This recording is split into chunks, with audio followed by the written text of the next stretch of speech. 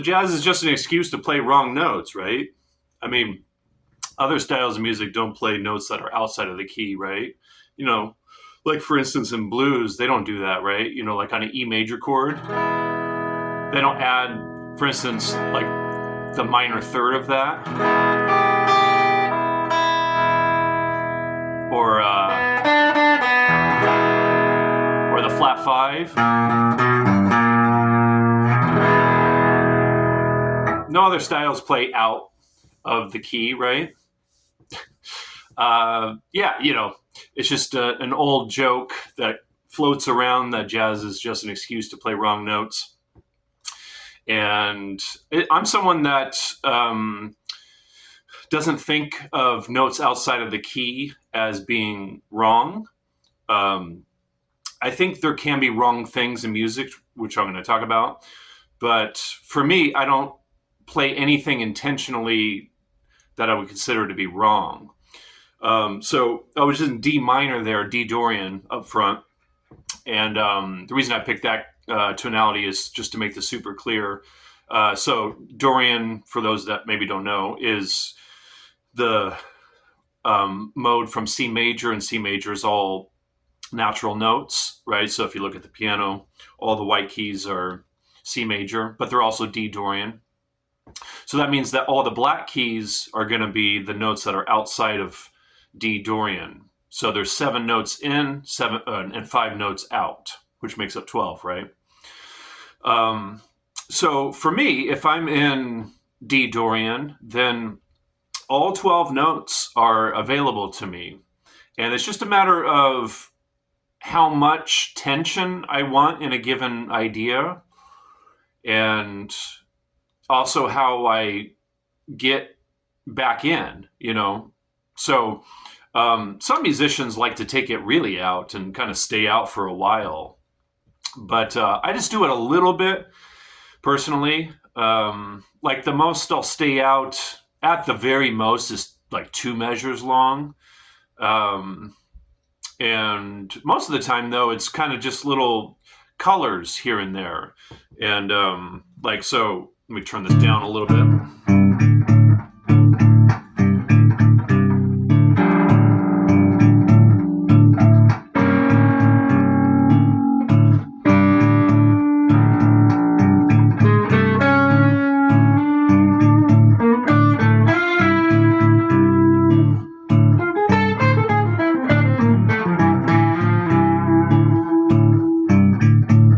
So a lot of that was just little passing notes, right? I wasn't really staying out. So here's more out.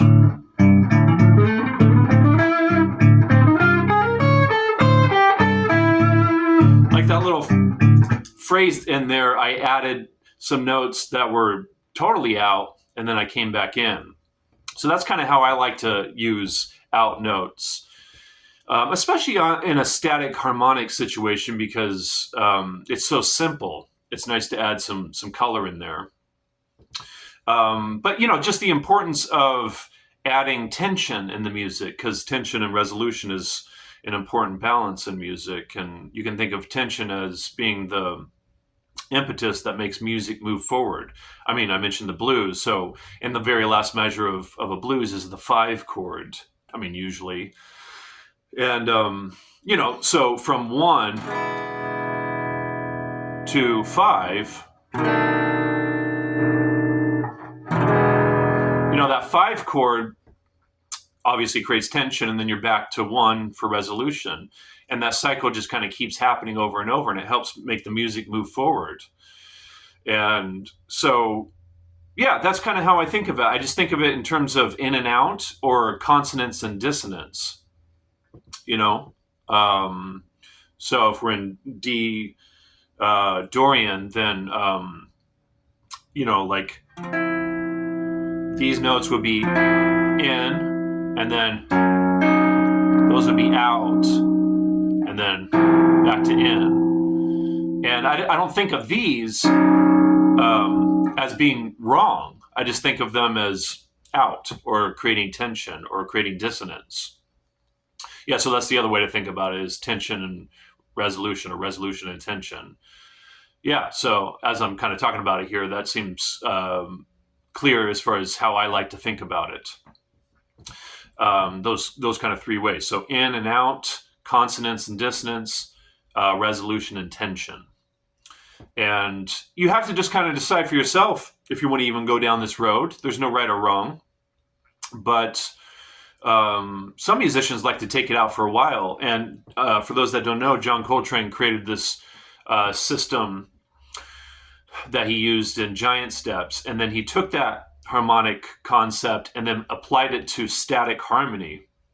And so this record, Coltrane Jazz, the track Fifth House, you can hear him play out a lot on that over this kind of static harmonic thing.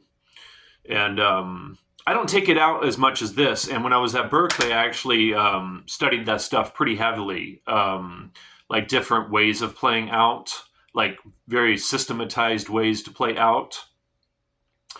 And that stuff can get pretty heady and intellectual, and it can kind of sound that way. So I don't really use that concept or those ways of thinking anymore. I explored it and it just really wasn't for me. So yeah, we just have to kind of decide for ourselves if we even want to go down this road and how much tension do we want in our music and all that kind of stuff. But yeah, that's all. I just wanted to share that. And yeah, you know, the blues, blues musicians use color notes and out stuff all the time, right?